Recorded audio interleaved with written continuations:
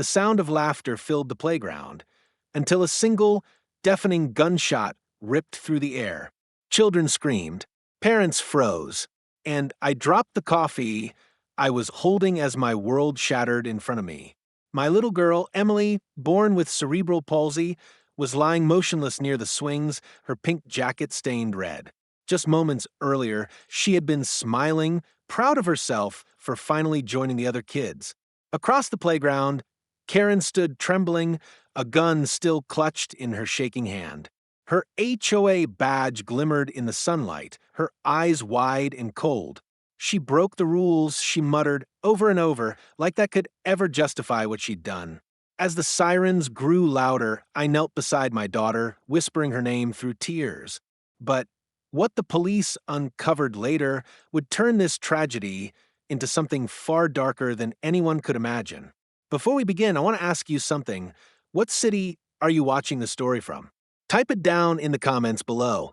And if you believe that every child deserves kindness, no matter their ability, then make sure to subscribe before we start. Because what you're about to hear is one of the most heartbreaking and shocking stories I've ever told. It all began in a small, picture-perfect American neighborhood. White fences, trimmed lawns, and a strict HOA that claimed to protect community standards. For months, life seemed peaceful for Sarah Miller and her 8-year-old daughter, Emily. Emily was born with a mild disability that made walking difficult, but she had a smile that could light up an entire room.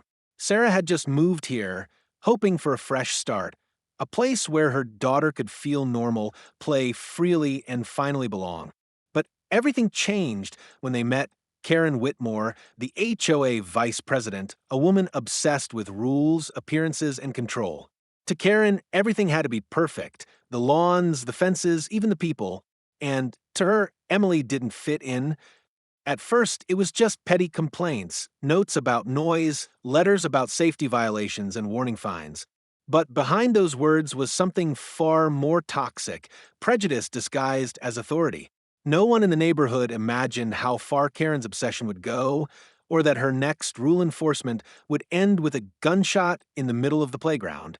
So today, I'm going to tell you exactly how this all happened, step by step, and how one mother's courage turned the entire neighborhood upside down. Let's begin the story of HOA.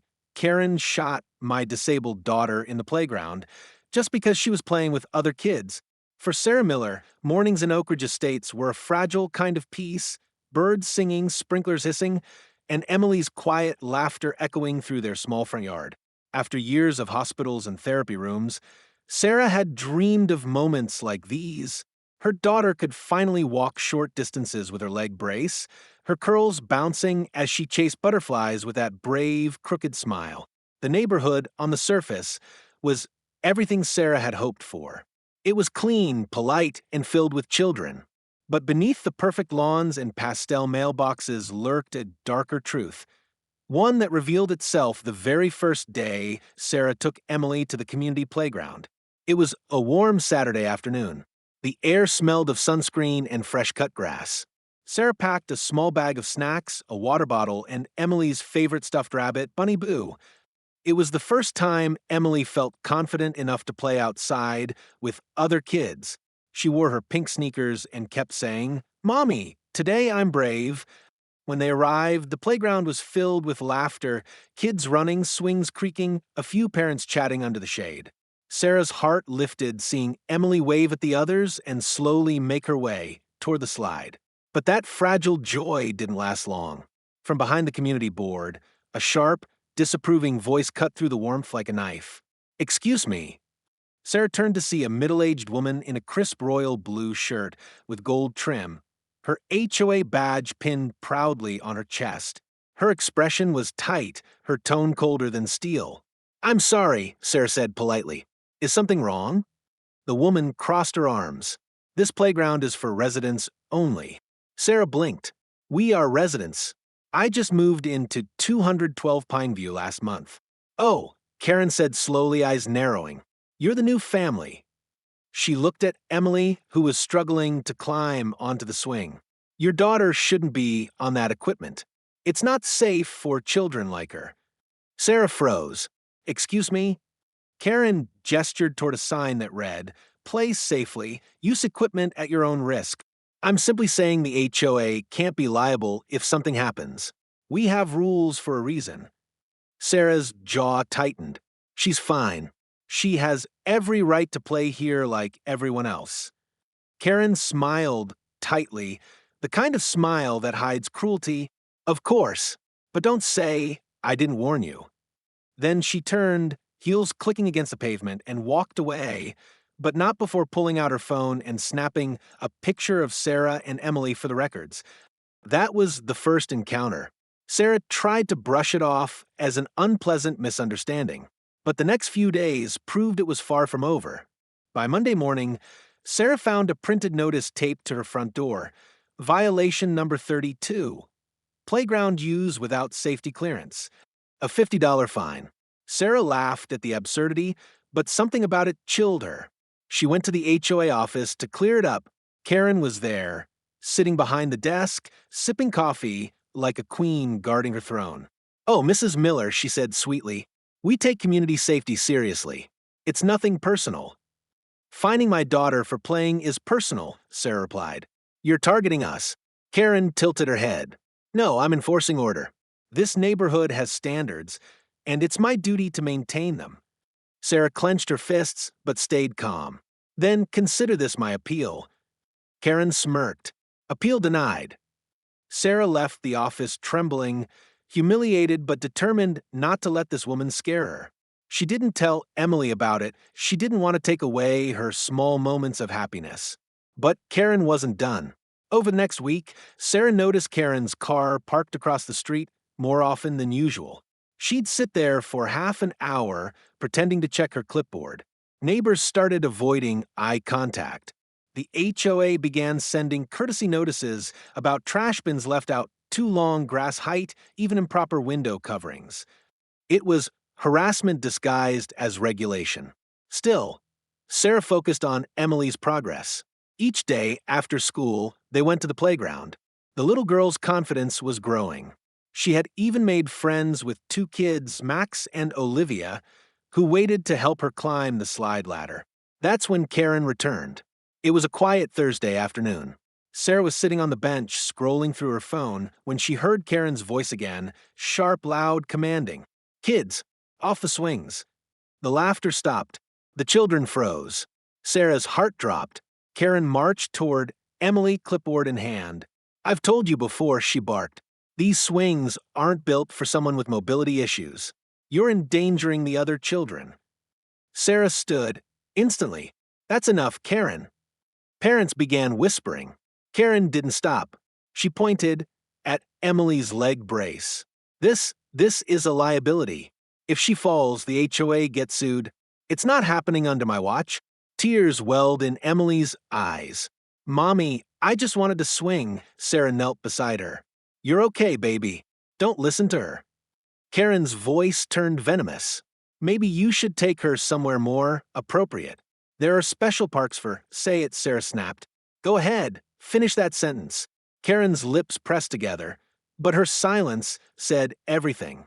That night, Sarah filed a complaint with the HOA board, but they brushed it aside, calling it a misunderstanding between members. Karen had influence. She'd been on the board for years, and no one dared challenge her authority. Sarah tried to move on, but something about Karen's behavior grew darker. She began leaving notes on Sarah's car. "Follow the rules. Keep your child off restricted areas. Final warning." Then one morning, Sarah found something that sent chills through her, a photograph of Emily at the playground, taped to their front door with the words, "This ends now." Sarah called the police, but without a clear threat, they couldn't do much. "It's probably just HOA drama," the officer said. "We'll file a report." But deep down, Sarah knew this wasn't ordinary drama. It was hate, quiet, obsessive, and growing more dangerous by the day. That night, she looked at her sleeping daughter and promised herself, "No one is ever going to hurt you again." She had no idea how soon that promise would be tested, or that Karen's next act of enforcement would shatter every illusion of safety Oak Ridge Estates ever had. The war between a mother's love and a neighbor's madness had just begun. For a while, Sarah tried to pretend that life was normal again. She focused on Emily's therapy, volunteering at the library, and ignoring the hateful notes that appeared on her porch. But deep down, she could feel something watching her, something cold, something personal. Karen Whitmore's obsession had grown roots. She started small, reporting Sarah for unsightly decorations because Emily had painted flowers on their mailbox, then filing another complaint about unauthorized lighting after Sarah hung a soft night lantern near the porch. Every week, a new violation notice appeared. It became almost predictable, like clockwork, harassment hidden behind bureaucracy. The neighbors had begun whispering. Some were sympathetic, others cautious. Karen's always been strict. One mother told Sarah quietly at the grocery store, "But you're her new project." It was a chilling thought. Every morning, Sarah noticed Karen's royal blue SUV parked somewhere nearby, sometimes at the playground, sometimes across the street, sometimes driving slowly past Emily's school bus stop. When Sarah confronted her one afternoon, Karen smiled and said, "Community watch. Safety never sleeps." Safety, Sarah thought bitterly, had become Karen's weapon. Then came the letters, typed and signed, but everyone knew who they were from. If you cared about your daughter, you wouldn't let her embarrass herself in public. Stop disrupting the harmony of our neighborhood. Some people just don't belong here. Sarah's hands would tremble each time she read one. She tried to hide them from Emily, burning the notes in the kitchen sink, but one day, Emily found a torn piece that had blown under the couch. The child's face went pale as she read the words, "Keep your cripple off the playground." That night, Sarah cried silently beside her daughter's bed, praying for strength. "I'm sorry, baby," she whispered. "You don't deserve this." But things were only getting darker. Karen had begun recording videos, standing at the edge of Sarah's property, phone out, pretending to document violations. She even took pictures of Emily coming home from school. Sarah called the HOA president, Mr. Langford, begging him to intervene. "Karen's just passionate," he replied dismissively. "Maybe you're misunderstanding her intentions." Misunderstanding. Sarah snapped. "She's stalking us." Langford sighed. "Please, Mrs. Miller, calm down. Karen's done a lot for this community. Maybe try being more cooperative." It was clear they were all afraid of her. That weekend, Sarah attended the monthly HOA meeting, determined to stand up for herself. The small community center smelled of old carpet and coffee. Karen sat at the front table, her clipboard stacked high, her lips curled in that infuriatingly polite smile. When Sarah raised her hand to speak, Karen cut her off instantly. "Mrs. Miller, this is not a forum for personal grievances. It is when my child is being targeted." Sarah shouted, "You've crossed every line there is." A murmur spread through the room. Some neighbors nodded quietly, others looked away. Karen leaned back, calm and venomous. "I'm simply maintaining standards, Mrs. Miller. You, however, are creating drama." Sarah's voice broke. "You're tormenting an 8-year-old girl." Karen's tone dropped, her eyes narrowing. "If you can't follow the rules, perhaps Oak Ridge Estates isn't the right community for you." The silence that followed was suffocating. Sarah could feel the eyes of every neighbor judging, measuring, afraid to pick sides. She walked out shaking, tears burning her cheeks. That night, she locked every door, checked every window twice. But at 11:42 p.m., she saw something move outside. A flashlight beam swept across her porch. When she peeked through the blinds, she saw Karen standing there, phone in hand, taking pictures of the front yard. Sarah burst through the door. "Get off my property." Karen didn't even flinch. "You have unapproved planters," she said, snapping another photo. "And your security light violates brightness regulations." Sarah's hands shook with rage. "If you come here again, I'll call the police." Karen tilted her head. "Oh, I'm sure they'd love to hear how you're harassing an HOA officer." She smiled that same sick smile and walked back into the shadows. For the first time, Sarah realized she wasn't dealing with a nosy neighbor. She was dealing with someone unstable. The next morning, she installed cameras around her property. But the sense of safety was gone. Emily could sense her mother's fear. "Mommy, why is that lady so mean to us?" she asked one night while brushing her teeth. Sarah forced a smile. "Because some people forget how to be kind. But you and I, we won't." Yet, deep inside, she was terrified. 2 weeks later, Sarah returned from grocery shopping to find her mailbox ripped from the ground, broken in half. The HOA notice that arrived the next day accused her of property neglect. It was almost laughable, almost. Sarah took everything to the police again. This time, Officer Daniels, a kind young cop, listened carefully. "We can't charge her without proof of a threat," he said gently, "but we'll make a note. Keep your cameras running." He paused. "But if she escalates, call us immediately." Sarah nodded, heart pounding, because in her gut, she knew Karen would escalate. Days passed. Then one morning, Sarah spotted something new near the HOA bulletin board. A flyer titled Neighborhood Safety Alert. It warned residents about an unmonitored child causing disturbances in the park, describing Emily in cruel, unmistakable detail. Sarah ripped it down with shaking hands. Her chest burned with fury, but fear drowned it out. This wasn't control anymore. This was obsession. And then came the final straw. On a bright Sunday morning, Sarah saw Karen at the hardware store, buying a handgun. She froze in the aisle, barely breathing. Karen caught her staring, gave a slow smile, and said, "A woman's got to protect her community." Sarah's throat tightened. From what? Karen leaned closer. From chaos. For the first time, Sarah felt genuine fear, not for herself, but for Emily. She drove home in silence, every traffic light feeling like an eternity. That night, she couldn't sleep. Every creak of the house made her jump. Around midnight, her phone buzzed, a new HOA email from Karen. "Consider this your final warning. The playground isn't for everyone." Sarah sat there trembling, staring at the screen. The words were ordinary, but the intent behind them was not. It was a promise, a threat. She ran to Emily's room and found her sleeping peacefully, hugging Bunny Boo. Sarah knelt beside the bed and whispered a prayer. She didn't know it then, but the countdown had already begun. Karen's obsession had crossed the final line, and the next time she acted on it, the sound that followed would echo through the entire neighborhood. The morning of the shooting began like any other, calm, bright, deceptively normal. The air was crisp, carrying the scent of blooming jasmine through Oak Ridge Estates. Sarah woke up early, made Emily her favorite strawberry pancakes, and packed a small picnic bag for their usual Saturday outing at the playground. It was supposed to be a day for healing, for laughter, for normal childhood moments. Emily was in high spirits. She wore her pink sneakers and a blue t-shirt with the words, "Be kind," printed across it.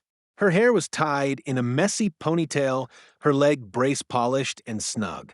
"Mommy," she said, smiling, "today I'm going to go down the big slide." Sarah kissed her forehead. "Then I'll be right there to catch you at the bottom." They arrived at the playground around 10:15 a.m. The sun was shining, and a few neighborhood kids were already playing tag. The sound of the swing chains clinking and the laughter of children made Sarah's heart lighter for the first time in weeks. Emily walked carefully toward the slide, waving at her friends Max and Olivia. Sarah sat on a bench nearby, coffee in hand, watching her daughter climb with determination. Each step was an act of courage. Across the park, however, a pair of eyes watched them from the parking lot, cold, unblinking, filled with something that could only be described as hatred disguised as righteousness.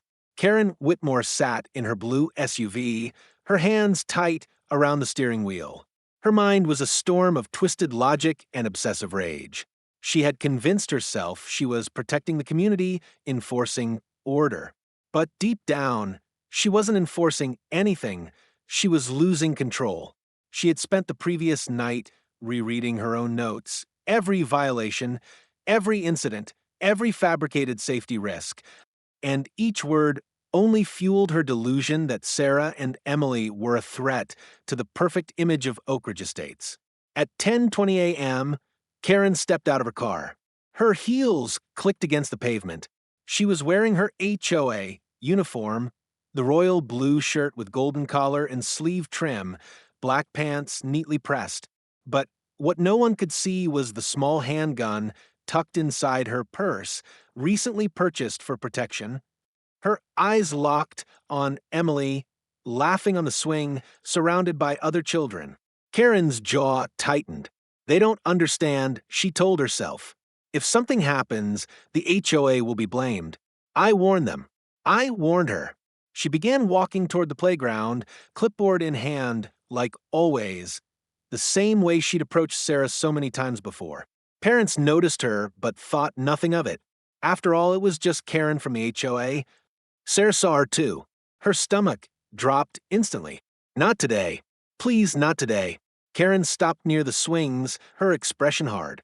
I told you, she called out, her voice sharp. Your daughter cannot use that equipment. Sarah stood, her hands trembling. Karen, please. She's just playing. She's fine. Karen's eyes darted to Emily, who was laughing as Max pushed her gently. This is unsafe, she snapped. She'll get hurt, and when she does, it's on me. Stop making everything about you. Sarah shouted, You've done enough. Parents started gathering. Phones came out. Someone whispered, Isn't that the HOA lady? Emily froze mid-swing. The laughter faded. Mommy, she said softly, sensing the tension. Sarah walked toward her daughter. But Karen stepped closer first, her clipboard shaking in her hands. You've been warned again and again, Karen hissed. You ignored every letter, every notice, because they were harassment. Sarah shot back. Karen's voice cracked with fury. I told you to keep her away. And then it happened. A single, horrifying second that would replay in Sarah's mind forever. Karen's hand reached into her bag. Sarah didn't process it fast enough. The flash of metal, the sound of a click, the trembling arm lifting toward the swings. Karen, no. The gunshot shattered the air. A scream cut through the playground. Birds scattered from the trees. Parents grabbed their children, ducking for cover. The swing twisted violently, and Emily fell backward, hitting the ground with a soft, horrifying thud. Her pink sneakers kicked once, then stilled. For a moment, there was silence, that heavy, surreal kind that comes right before a storm of panic. Sarah's coffee cup fell from her hands. She ran, heart pounding, vision blurring. Emily, she screamed. Emily, baby, look at me. Blood seeped through the child's shirt near her shoulder. Her tiny hand twitched. Her eyes fluttered open for a second. Mommy? Sarah dropped to her knees, pressing her trembling hands against the wound. Stay with me, sweetheart. Please stay with me. Someone shouted, Call 911. Another yelled, She's got a gun. Karen stood frozen, the gun still in her hand. Her face was pale, her breathing uneven.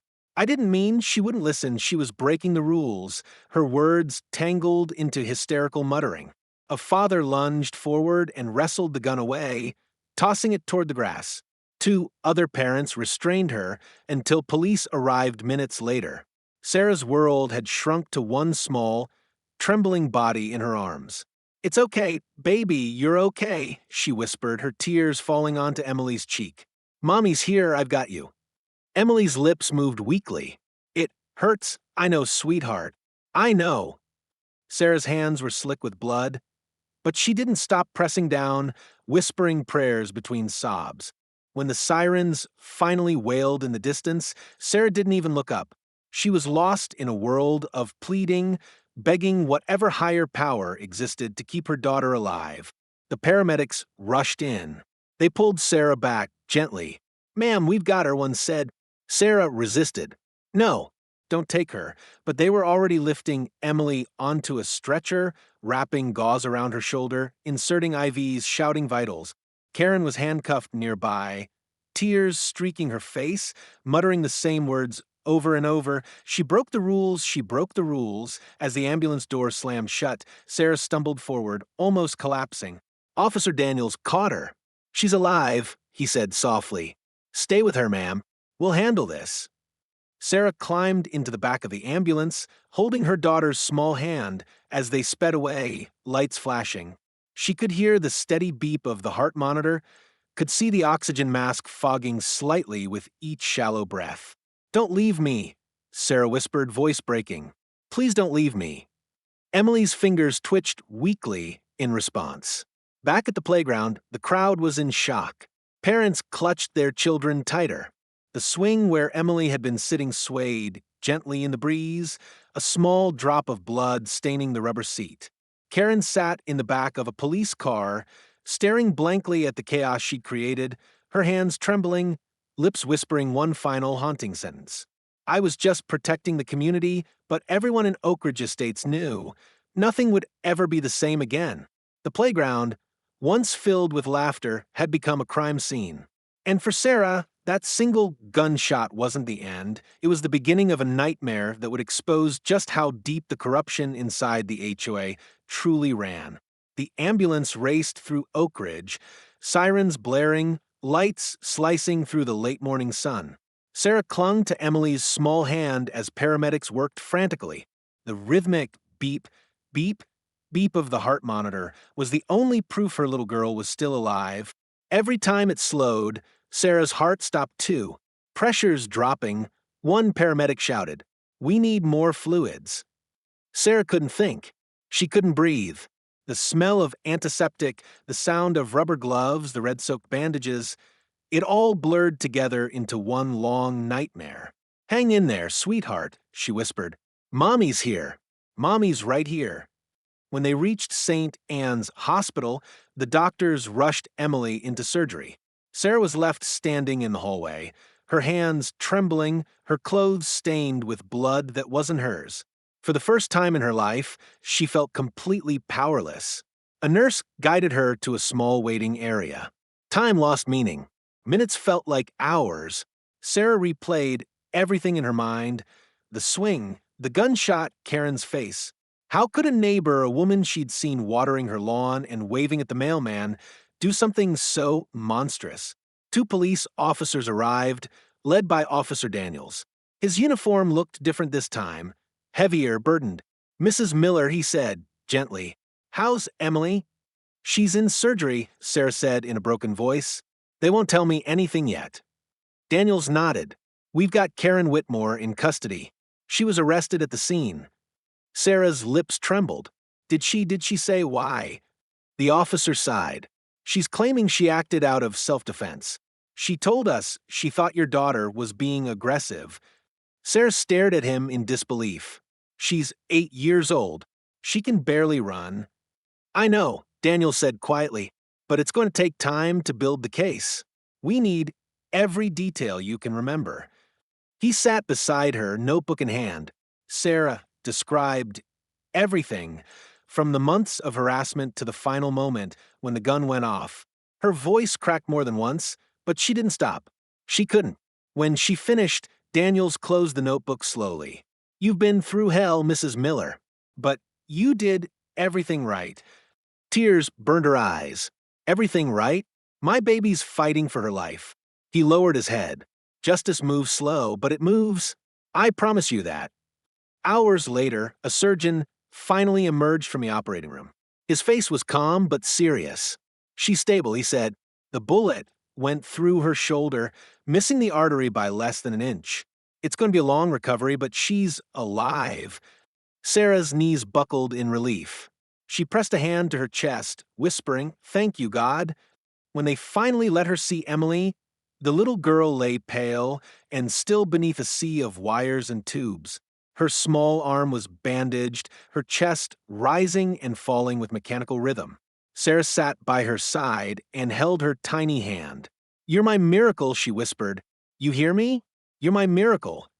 For 3 days, Sarah barely slept. Reporters camped outside the hospital, their microphones flashing like vultures. The story had gone viral. HOA vice president shoots disabled girl in playground dispute. Talk shows debated it. Comment sections exploded with rage. But inside room 214, none of that mattered. Sarah's entire world was in that hospital bed. When Emily finally opened her eyes on the 3rd day, Sarah gasped, "Baby, can you hear me?" Emily blinked slowly, her voice faint. "Mommy, is the lady gone?" Sarah nodded, her eyes filling with tears. "Yes, sweetheart, she's gone. You're safe now." But deep inside, Sarah knew the battle wasn't over. The next day, a detective from the county's Special Investigations Unit visited. His name was Detective Rowan, tall, calm, with a piercing gaze that saw through everything. "Mrs. Miller," he began, flipping open a folder. "I need to talk about the HOA." Sarah frowned. "What about it?" Rowan slid a few papers across the table. "We pulled records from Oak Ridge's HOA files. Karen wasn't just acting alone. Some of the notices you received, the fines, the warnings, they weren't official." Sarah's heart skipped. "What do you mean?" "They were forged. She used her position to create fake violation reports. And it gets worse." He leaned forward. "We found emails between her and the HOA president, Mr. Langford. He knew about it." Sarah's mouth fell open. "He knew she was harassing us?" Rowan nodded. "There are messages where he tells her to handle the Miller situation quietly. That's obstruction. We're investigating him now." Sarah felt anger boil beneath her grief. For months, she'd been made to feel crazy, overdramatic, when all along the system had protected her tormentor. "What happens to them now?" she asked, her voice trembling. "If we can prove intent and conspiracy, Langford could be charged alongside Karen," Rowan said. "But your testimony is going to be crucial." Sarah looked through the hospital glass at her daughter's small, sleeping figure. "I'll testify," she said firmly. "I'll do whatever it takes." Over the next week, the investigation widened. Police found security footage from Sarah's home cameras, the late-night visits, the pictures, the vandalized mailbox. Each clip painted a clearer picture of Karen's obsession and the HOA's complicity. Meanwhile, Sarah became a reluctant public figure. The media portrayed her as the brave mother fighting a corrupt homeowners association. Strangers sent flowers, cards, and donations. But every time she saw a camera, she thought of the moment Karen raised that gun and the sound that followed. One evening, as Sarah sat by Emily's bed, Officer Daniels returned. His face was tense. "Karen's confession came in," he said. "You need to hear this." He handed her a printed transcript. Sarah read each word slowly, her hands trembling. "I didn't want to hurt anyone. I just wanted peace.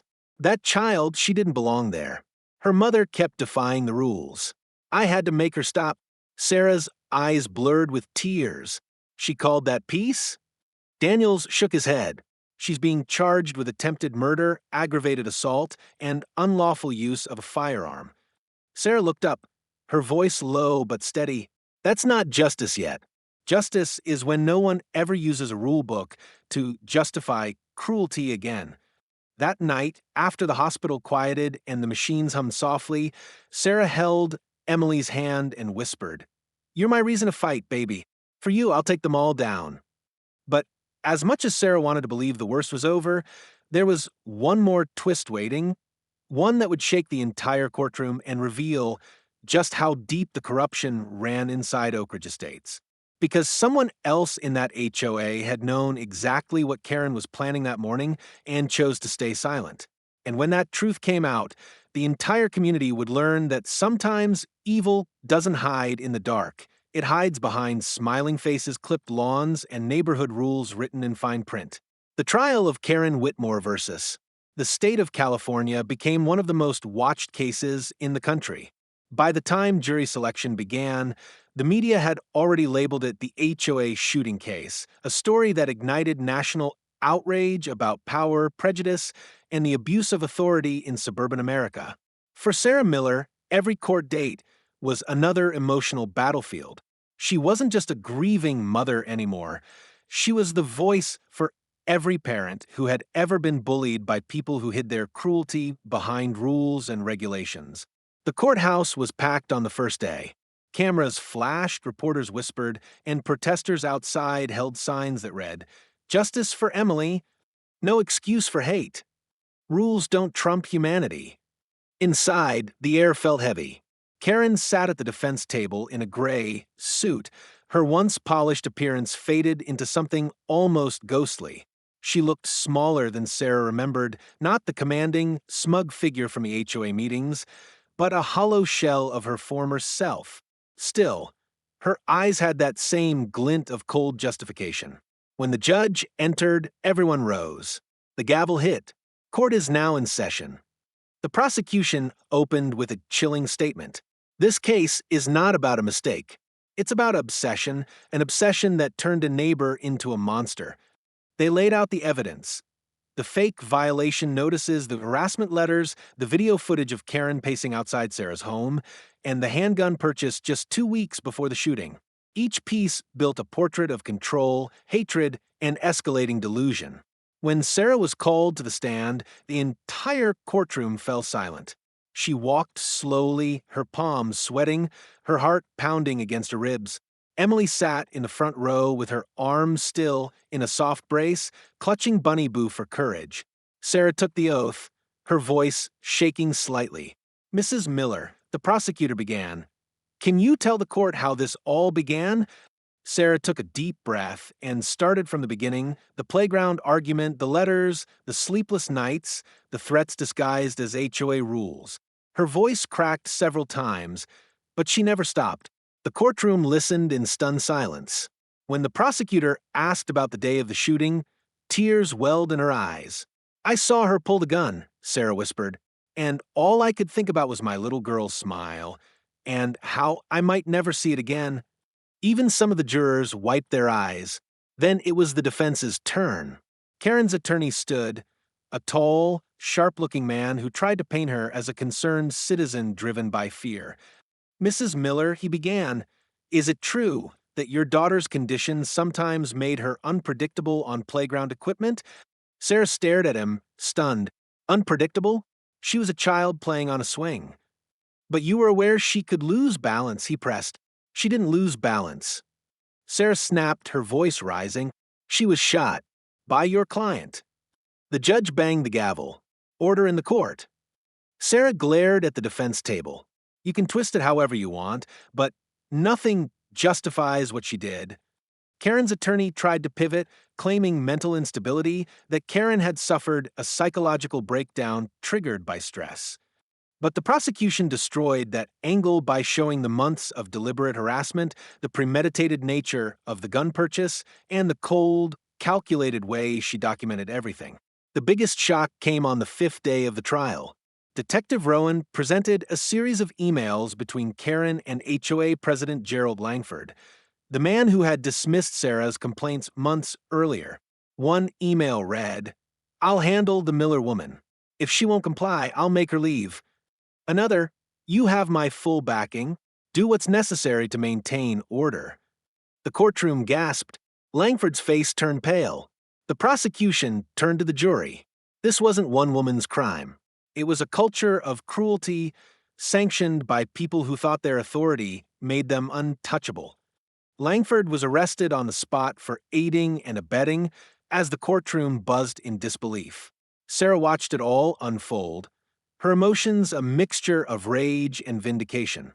Finally, the truth was laid bare. Every ounce of manipulation, every lie, every mask. Karen took the stand the next morning, her hands trembling slightly as she faced the judge. "Mrs. Whitmore," the prosecutor began, "why did you shoot an 8-year-old girl?" Karen's lips quivered. I didn't mean to. I was scared." She kept breaking the rules. "The rules?" the prosecutor repeated. "The ones you made up?" Karen shook her head, her voice breaking. "It wasn't supposed to happen like that." "Then how is it supposed to happen?" he demanded. "You thought pulling a gun would make a child obey your rules?" Karen began to cry, her voice shrill. "I was just trying to keep order. No one listened to me. The neighborhood was falling apart, and that woman kept defying me. I wanted peace." "Peace," the prosecutor said coldly, "by firing a bullet into a child." The silence that followed was suffocating. By the time closing arguments came, the jury's faces said it all. The prosecution's final words echoed like thunder. Justice is not about rules. It's about humanity. And when someone chooses control over compassion, the law must draw a line. Today, that line is drawn right here.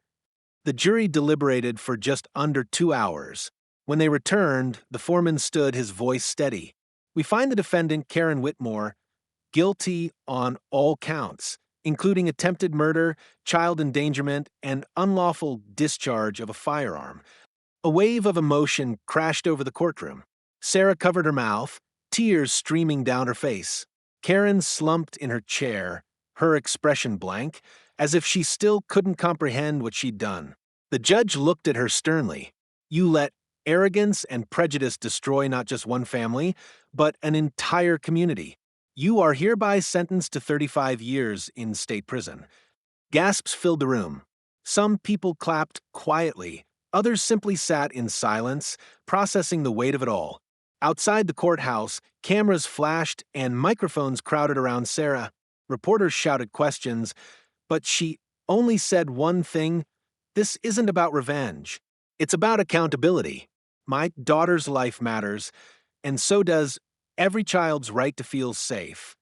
That night, as Sarah tucked Emily into bed, she held her a little tighter.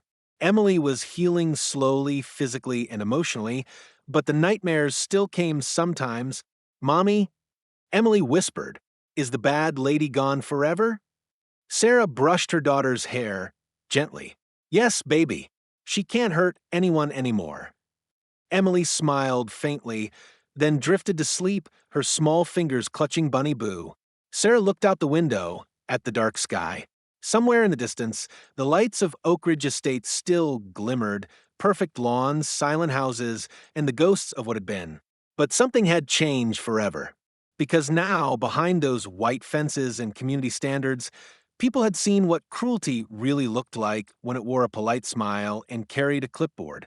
And Sarah knew this. The fight wasn't just for her daughter, it was for every voice silenced by people like Karen. Tomorrow, she'd start the next chapter, one built not on fear, but on courage, truth, and the kind of justice that doesn't need an HOA to define what's right. Months passed after the verdict, but the echoes of that day in court still haunted every corner of Oak Ridge Estates. The manicured lawns, once symbols of order and pride, now felt tainted, reminders of the darkness that had festered beneath the perfection. For Sarah and Emily, healing was not an overnight journey. It was a slow, painful climb back toward something resembling peace. Every morning began with the same ritual. Sarah would sit by Emily's bed, open the curtains, and let the sunlight pour in. "A new day," she'd whisper. "A stronger one." Emily would smile faintly, her once bright eyes now carrying wisdom far beyond her years. The bullet had left scars, not just on her shoulder, but on her sense of safety. Loud noises made her flinch. She avoided playgrounds. But she was alive, and that was enough reason to keep fighting. Sarah had left Oak Ridge Estates shortly after the trial. The house, the neighborhood, the streets, they all carried too much pain. She found a small home a few miles away, near a quieter part of town. The walls weren't as perfect, the lawns weren't as trimmed, but the people smiled with warmth instead of suspicion. For the first time in a long while, Sarah could breathe without feeling watched, but she wasn't ready to forget. A month after moving, Sarah began working with a local nonprofit that advocated for victims of HOA and neighborhood harassment. She started small, organizing community meetings, helping parents understand their rights, and sharing her story with quiet courage. Her first public talk drew only a dozen people. Her hands shook as she faced them, her heart racing. But as soon as she spoke Emily's name, the words flowed. "My daughter was shot by someone who thought rules mattered more than compassion," she said, "but we're not here to relive pain. We're here to make sure no one else goes through it again." By the time she finished, the entire room stood in silence, some crying, others clapping softly. From that moment, Sarah's voice became a movement. Across the state, news outlets began covering her story again, not as a tragedy this time, but as a story of resilience and reform. Legislators proposed new policies for HOA accountability, and activists coined it Emily's Law, a bill ensuring no community organization could operate without transparency, psychological evaluations for board members, and external review of harassment complaints. Sarah hadn't asked for any of it, but she stood proudly beside the governor when it passed. She wasn't just a survivor anymore, she was an advocate, And Emily, slowly but surely, was finding her own form of healing. Physical therapy sessions turned into playful games. Each small milestone was celebrated, every stretch, every step, every laugh. Her therapist, a kind woman named Mariah, would tell Sarah this little one's got fire in her. One afternoon, Emily asked, "Mommy, can I go to the playground again someday?" Sarah froze. The very thought made her heart tighten, but she smiled. "Someday when you're ready." That someday came sooner than she expected. A few months later, Sarah received an invitation from the city council. They were opening a new, inclusive playground designed for children of all abilities, and they wanted to dedicate it to Emily. When they arrived that morning, the air was filled with laughter and music. The park was beautiful, colorful ramps, safe swings, soft turf. A small plaque near the entrance read, "Emily's Garden, a place where every child belongs." Sarah's eyes welled with tears as Emily stepped forward, her leg brace glinting in the sun. She hesitated for a moment, then slowly approached the swing set, the very symbol of her trauma. The crowd fell silent as she gripped the chain. For a heartbeat, she froze, the memory flashing like lightning. But then she looked at her mother, who gave her a gentle nod, and Emily swung. Higher, steadier, freer with each motion. The sound of her laughter, genuine, bright, unbroken, filled the air. It was the sound of life reclaiming its place. Sarah smiled through tears. It felt like a circle closing, a wound finally starting to heal.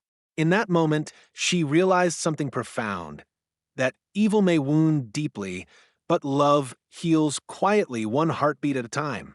Later that evening, Sarah and Emily sat together under the sunset sky, watching the park glow with golden light. Children ran around, their laughter mixing with the soft hum of cicadas. "Mommy," Emily said softly. "Yes, baby." "Do you think Miss Karen knows what she did was wrong now?" Sarah hesitated, looking out toward the horizon.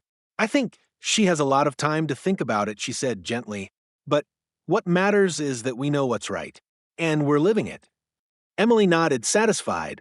"I just hope she learns to be kind." Sarah's throat tightened. "Me too, sweetheart." As the sun dipped below the trees, a breeze swept through the park, soft and warm, like a quiet blessing. In the months that followed, Sarah continued to share her story across schools and communities. She became a voice of change, teaching people that kindness isn't weakness and silence only fuels cruelty. Every time she spoke, she thought of that moment at the playground, of her daughter's bravery, her laughter rising again after everything she'd endured. Even Oak Ridge Estates changed.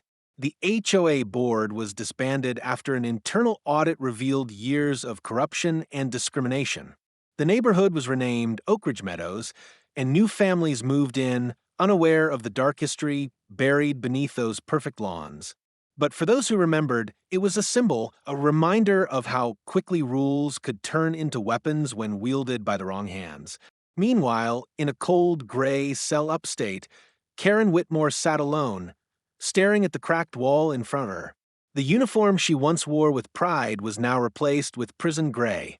The walls that used to hold her trophies of control had been replaced by silence, the kind that forces you to face your own demons. Some nights, she whispered to herself, "I just wanted peace."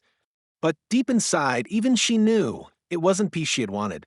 It was power, and she had destroyed herself trying to claim it. Back home, Sarah tucked Emily into bed one night. The girl was half asleep, her voice soft. "Mommy, do you think I'm brave?" Sarah smiled and brushed a strand of hair from her daughter's face. "Braver than anyone I've ever known. Even you." Sarah laughed softly. "Especially me." Emily smiled, then drifted off, her tiny hand resting over her scar, the mark of her survival, of her strength. Sarah sat by the window, looking out at the quiet street. Somewhere in the distance, wind chimes danced softly in the night. She closed her eyes and whispered to herself, "We survived, and that's enough." Then she turned off the light, knowing that tomorrow would bring another sunrise, another step forward, another small victory. Because sometimes justice isn't just about punishment, it's about transformation. It's about reclaiming joy, teaching love where hate once lived, and proving that even after the darkest moments, the light always finds its way back. And in that truth, in Emily's laughter, in Sarah's strength, lay the redemption that no courtroom could ever deliver. If this story moved your heart, don't let it fade away. Share it so others remember what real courage and love look like. Because no parent should ever have to fight for their child's right to simply exist, to play, to laugh. Drop a comment below with your city, let us know where you're watching from, and stand with us in saying, kindness will always win over cruelty. And before you go, hit that subscribe button, because next week's story will leave you completely speechless. Stay strong, stay kind, and never stop believing in justice.